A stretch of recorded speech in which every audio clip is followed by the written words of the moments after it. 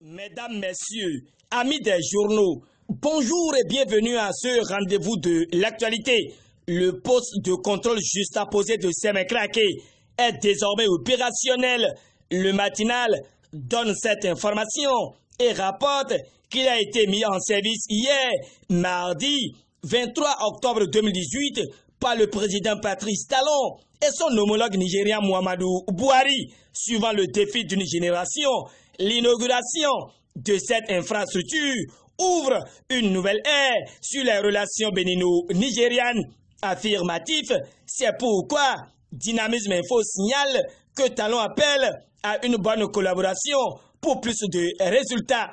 En marge à cette inauguration du poste de contrôle juxtaposé de Sémécraké, l'informateur a constaté que le peuple était en liesse et a réaffirmé son soutien à Talon. Et pour appuyer cette affirmation, le Béninois libéré ajoute que le maire Charlemagne Honfort était à l'œuvre pour une remarquable mobilisation autour de la rencontre Talon-Buhari hier a craqué au sujet du poste de contrôle juxtaposé. En tout cas, la priorité relève que c'est pour la facilitation des formalités à la frontière de Craqué que Talon et Buhari acte pour l'intégration régionale. Toujours à propos de l'inauguration du poste de contrôle juxtaposé de Sémécraké, la Nouvelle Gazette pour sa part a vu que Patrice Talon améliore les performances de la douane.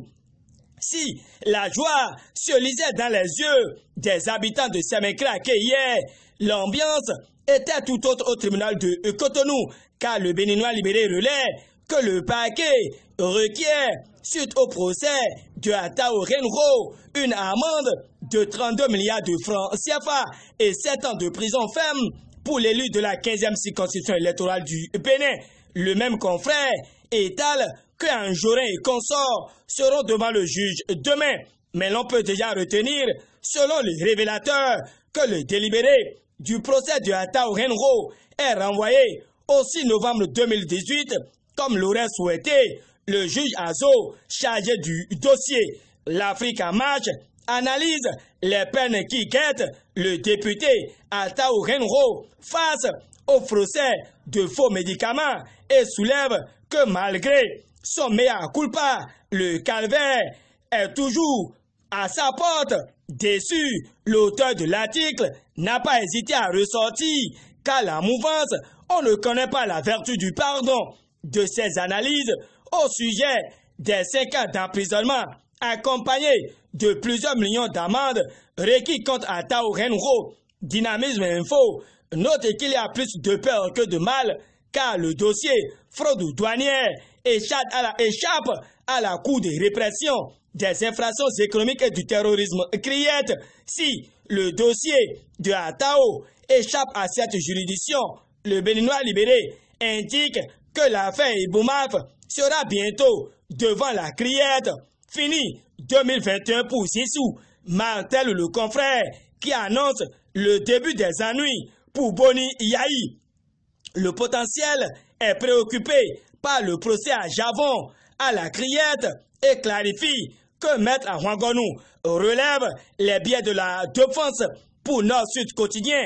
Maître Ahouangonou revient sur les maladresses techniques de la défense et Maître Alain Roula au sujet de la condamnation de Sébastien Germain à Javon occupe les lignes de l'opinion aujourd'hui pour dénoncer qu'on ne peut aucunement dire que la procédure est biaisée. Mais la dépêche annonce que Robert Tadaglo et les siens vont se pencher sur la criette le vendredi prochain lorsqu'ils seront en assemblée générale extraordinaire de l'Union nationale des magistrats du Bénin.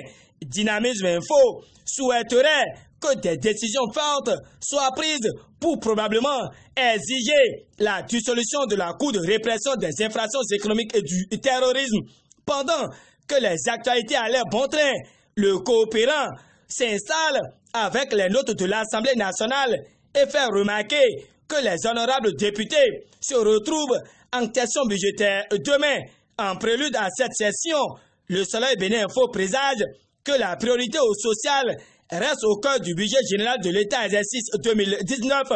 même son de cloche par la priorité qui précise que 439 milliards de francs CFA seront éjectés dans le social en vue d'améliorer le quotidien des Béninois. L'autre sujet dans cette revue de presse béninoise, c'est la commercialisation du coton et le potentiel dans ces colonnes dévoile que l'association interprofessionnelle de coton évalue la performance de ces usines d'égrenage puis déclare que 400 tonnes sont égrenées en un laps de temps. Donc les producteurs sont attendus pour transférer l'or blanc vers les unités. Voilà l'attente du journal précédent.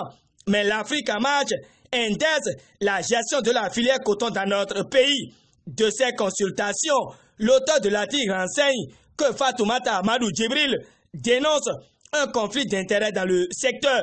Suivant ses propos, l'Afrique en marche répond qu'aujourd'hui, l'on ne sait pas comment le coton est géré. Mais le Soleil Bénin Info balaie toutes ces allégations et note les errements de Fatoumata Amadou Djibril suite à ces attaques infondées contre le chef de l'État. D'ailleurs, l'homme a apprécié déjà que la nation brandit en manchette que le Bénin affiche un taux de 80,2% suite à la mise en œuvre des réformes politiques, programmes et projets de l'Union économique monétaire ouest-africaine.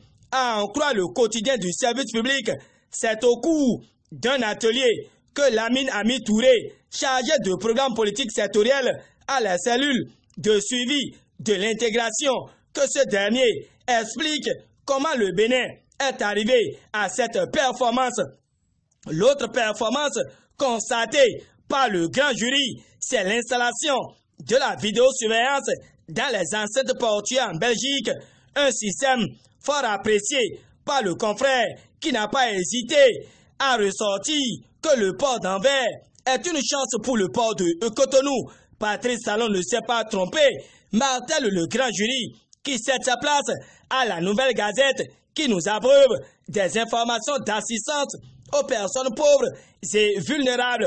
En manchette, le journal de Gabé en se placade que Kora Gounouzime subventionne les opérations chirurgicales pour 40 patients. C'est énorme et louable.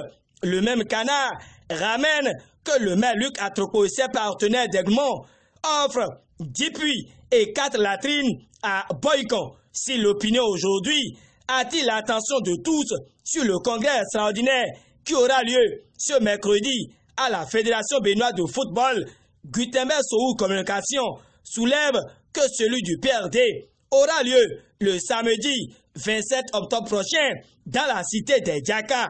Joint au téléphone, le siège central d'Avrancou, Méda Sessinou, pilier de cette organisation, miroite que déjà plus de 20 000 congressistes sont attendus à ce congrès extraordinaire du Parti du Renouveau démocratique de Maître Adrien Oumbedi, en prélude à la création du parti politique Dynamique républicaine.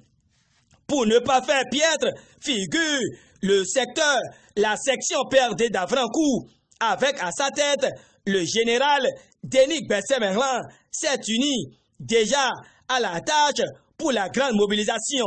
La ferveur est totale car jeunes, hommes, femmes, sans oublier les sages, attendent avec fébrilité ce grand rendez-vous pour montrer à la face du monde que le PRD reste fort, influent et ancré dans la commune d'Avrancou. Mais le confrère de la matinée aurait souhaité que les Choco-Choco emboîtent les pas de l'UDBN de Claudine Afiavi Prudencio. Journée nationale de la certification, la qualité, le poids du ciment, bouclier de la Société des ciments du Bénin sont certifiés. Cette information est à lire dans les colonnes du journal Fraternité. Mais Matin Libre revient sur le rapport 2017 des états financiers du port autonome de Cotonou et voit comme en 2016 qu'il y a refus des auditeurs de certifier. C'est sur cette information de Matin Libre que je vais devoir prendre congé de vous en attendant de vous revoir demain. Gutenberg Sohou vous remercie et vous souhaite de passer une excellente journée de travail. À demain.